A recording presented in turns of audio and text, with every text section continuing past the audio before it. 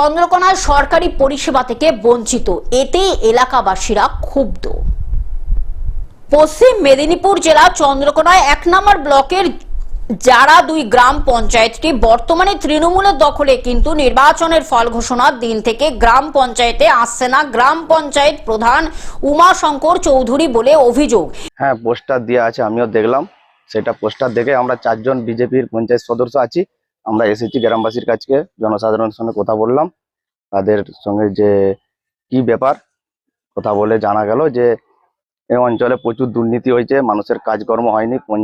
মানে আমাদের যে পঞ্চায়েত প্রধান তিনি দীর্ঘদিন আসেনি, আবার নির্বাচনের পরও এখনো অবধি আসেনি।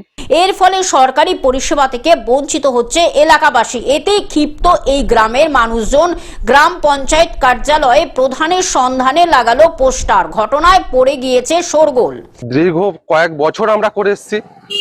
আমরা যেহেতু একটা নতুন একটা আমাদের পার্টি ঘুরেছে, সেহেতু পাবলিক কি চায়, একটা ভালো পরিষেবা চায়। সে পরিষেবাটাই আমরা পাচ্ছি না, সেই জন্য আমরা পোস্টারটা দিয়েছি। তো আমরা চাই যেন আগের পরিস্থিতি আবার ফিরে আসুক, মানে আবার কাজকর্ম একই জায়গায় আসুক।